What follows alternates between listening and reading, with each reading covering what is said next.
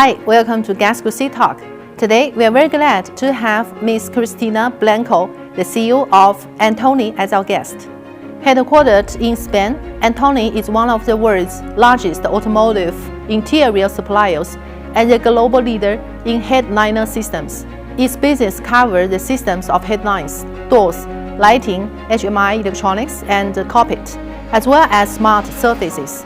Today, Antolin operates over 111 manufacturing plants and JAT centers across 23 countries, along with 25 technical offices. In China, the company runs 27 production facilities and JAT centers, supported by a local team of nearly 4,000 employees.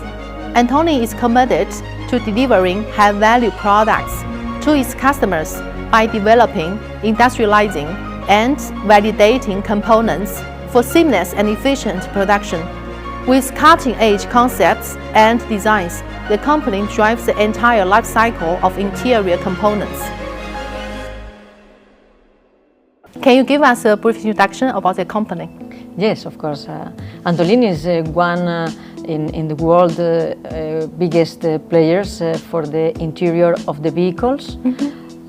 With more than 75 years of history, because this year we are celebrating our 75th anniversary. We design and manufacture products for the interior of the vehicles. Our portfolio spans key components like headliner systems, door panels, cockpit modules, lighting, electronics, and HMI solutions, and other trims. And our presence is quite big. I mean, we are present in 25 countries with circa 130 locations for productive plants and technical offices. And if we talk about China, we came here in 2003. Today, our revenues here are more than 500 million euros. We have 17 productive plants and 4 technical offices, and our team is circa 4,000 people. Wow. We see that now is the Shanghai Auto Show 2025. Any special innovation products and solutions do you showcase here? Yes, we have a few things to show you. I think that it's really interesting. We have what we call Sunrise, which is a new generation cockpit that we have developed together with via Optronics, and it offers to the user a seamless transition between the manual and autonomous driving. It's really interesting. We have also what we call e-ink, which is a combination of e-ink technology and our expertise in decorative trim, and we have unlimited customizations possible, and it is also energy efficient because it does not consume power. We have some innovations in indoors, what we call onboard UX, which is a combination of complete door trim with glass-in technology. So we have an algorithm, and we are able to have these decoratives with different information for the user and functionality. So it's another thing that is very interesting to see. And finally, I can tell you that we have many innovations that we are just showing in private in our booth in headliners, that we are leaders in the market, and we are making advanced integration of different technologies that will surprise a lot to our OEMs. You mentioned high frequently about the innovation combination. I think there is a trend driven by the intelligent driving and also electrification. So the design of the car, design of the components actually dramatically changed in the past decade. How about your innovation roadmap and how do you allocate the different resources for the R&D? Yeah. Well, innovation is part of our DNA because if we are in the market, it's a complex one during the last 75 years is only because of innovation. We have R&D hubs in the different regions where we operate. We have also successful collaborations with other suppliers with different technologies that we are able to integrate in our products. And I think that we also are very committed with artificial intelligence and all the innovations in digital that will allow us to enhance our products. So I think that this allow us to be competitive and to stay ahead in this difficult market. Yeah, AI matters a lot. I think it changed everything from the total society, the organization, and a single person. So how can you embrace the AI technology into the whole process of innovation and the process of the organization operation? Well, we have changed the organization just to allocate the technology officer in the strategy area. It's part of our strategy, and we talk about create value for the company. And in the past, the value of commercial was in the commercial team, and the value of operations was in the operations team. But today, with the technology, the value is increased by technology in every area of the company. That's the reason by which we have introduced the Chief Technology Officer into the strategy. So we have not many, just few projects that are strategic for the company, and we have the monitoring of those in the top level of the company. Yeah, you just mentioned that the company actually have a global presence in the 25 countries. Yeah. Can you share more insights about the differences in each major market? Well, I think that the differences are really big. I mean, what you are doing here in China is really incredible because I mean you've created one ecosystem that is completely shaping the mobility worldwide. I mean, everyone that is operating in this sector is looking at you. So this is very different from the rest of the areas, the geographical areas. If we talk about Europe, I think that Europeans are looking at you, and they are trying. I mean, I was visiting today the different booths, and if I see something in there is that some European vehicles are more, let's say, Chinese now. They are trying, to catch up, all the things you've done. And the American vehicles, from my point of view, are a little bit behind.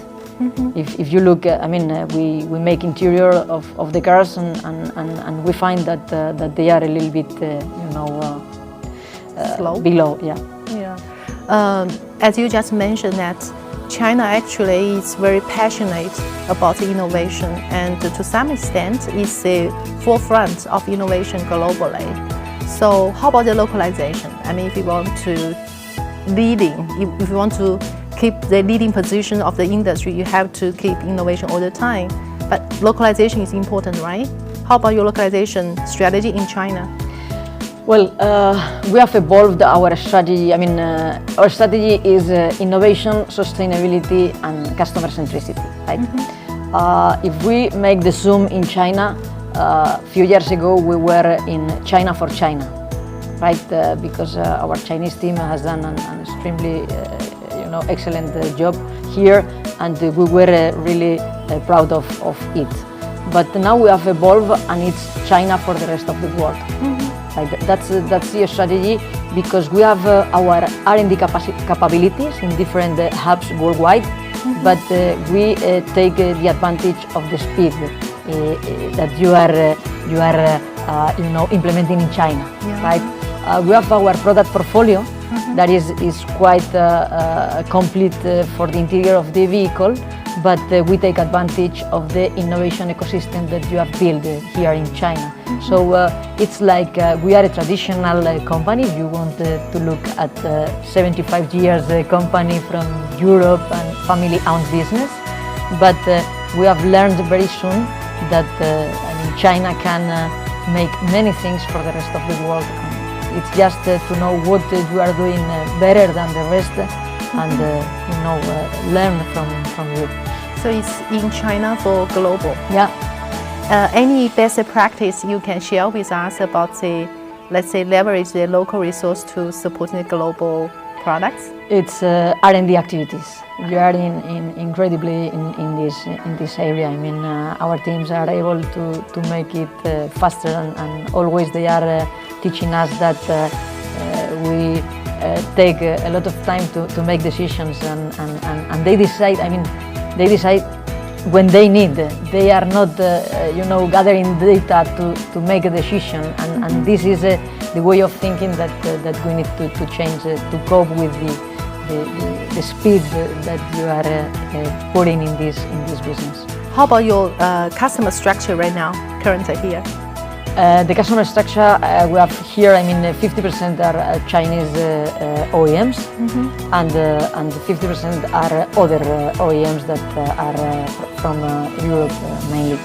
Our strategic plan says that the most of them, the big majority, will be Chinese OEMs in the next few years. Not a long period of time to be more and more Chinese OEMs in our portfolio. They are growing very fast. Yeah. And during the process of cooperate with the Chinese OEMs, actually they are bringing higher requirements on the quality, innovative, high-tech, cost efficiency, flexible, a lot of things. How can you balance that? Well, it's never easy to do that. But for us, quality is a must. It's nothing to discuss about quality, and in innovation we are able to make it according to the requirements, because we have our team here, and they perfectly know how to use this innovation ecosystem that you have in China. There is what we call advanced engineering in Europe. It is here. It doesn't exist. You directly make innovation, and the cost effectiveness, it's always a must as the quality. So I think that our global perspective allows us to take the better and the best practices in the different regions, and apply to the different requirements from the clients. How will you evaluate the value of China market? Well, if we look at the last few years, growth, is something that we cannot miss. What we see is that what you have done in the last few years, and with the conversations of the different OEMs, what we see is that all of them have a very enormous ambition to grow and to be in the market, and to be the brand that is preferred by the final user. So I think that what we see is that you are still a growing market, which it's not happening in the rest of the world. We see the fierce competition right now. Yeah. In your perspective, what's the potential for future, let's say, decades in China market, and what's your expectation for your company here in the future decade? Well, I think that for the Chinese market, I think that you still have the opportunity to go abroad. I think it's something that it's still open, and I hope that it will happen in the next, or at least I expect that this will happen in the next few years. And if you ask me about what it's our future in that sense. I think that we are in a very good position to help the Chinese OEMs to go abroad and to continue, with these innovations and this growth, because we have the R&D capabilities here, and we know how they want to make this development phase. We have also the global expertise. That is something that could help them to understand how to go abroad and how to do the things in a different country. And I think that we also have a portfolio that is very well adapted, to the Chinese OEMs requirements. Products that fix very well with the electric vehicles or with the export platforms as well. And I think that we have the capacity worldwide that can be used, to produce, in a very short period of time. So, if the Chinese OEM want to be successful overseas, what's the priority they should focus on? Any suggestion on this point? I would say that it's. One thing that they need, to evaluate is how the market operates, right? I think that the vehicles they produce, they are incredible. They can compete perfectly well. They are even more fancy in the interior. And they are really nice vehicles. So I think that the only thing probably will be the challenging thing will be to be profitable when they go abroad, because the development phase can be done as they do here in China, and is really efficient. The speed of innovation is something that can be done here, and it's very good. When we talk about manufacturing, I think that the global expertise of a supplier that is operating in those markets can be something that can help them, to analyze the market and how to approach it. Yeah, that's right. Because the ecosystem of China cannot be copied outside right now. So there is new things to learn to adjust that. Not for manufacturing, I think. It's. Probably we will learn many things from, and we learn in our factories things that you are doing here, and we can, deploy in different countries and different regions. But I think that the challenge will be to be profitable as respected to the interest of the country. Yeah, a long way to go. Yeah. How many times you visit China? I've visited China 5 years. 5 times, I think. The first time I came before the pandemic. It's 2017, and then I came, I think, in 2018, and then after the pandemic in 2022. And you were doing many things during the pandemic, because the change was, incredible. In 2022 and 2023 was at least for this sector, the vehicles I saw in 2022, 2023 were extremely advanced compared with the pre-pandemic time. So, have you ever tried the Chinese local brand vehicles in person? Yeah. How's your feeling generally? Yes. I like a lot. I enjoy those. It's like we are here for this week, and when we come back, it's like if we've been in this chamber of time that you go many years in advance and they go back.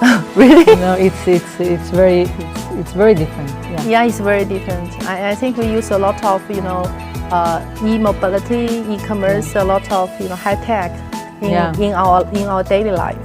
Yeah, but you see here features in the interior of the vehicles that and in some cases we produce them, but they are not in the vehicles we see in Europe or in America. Yeah. Right. So quite still there is a gap between the vehicles you produce here and the vehicles that we normally drive in Europe or in America. Anything you want to express to your Chinese customers?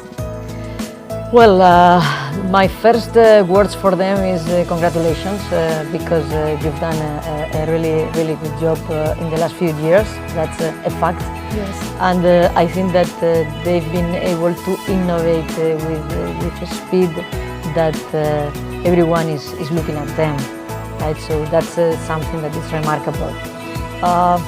Secondly, I would like to say that we feel very proud to be part of this, because we've been here since 2003, producing parts for the interior of the vehicles in China. And we would like to be part of this path in the future. Mm-hmm. So we bring our passion for innovation, we bring also our integration capabilities, and we have an incredible team that can work next to them. So I would say, let's continue together pushing the boundaries. Wonderful. Anything you want to say to your Chinese team? I would like to say that they are incredible. They are incredible. It's always that we come here and we go back full of energy. I mean, they have a kind of energy and ambition that I have not seen in many other countries that I visit, and I just say, please continue this way, because you are being successful and the best is yet to come. Okay, thank you for your time. Thank you very much for your time as well.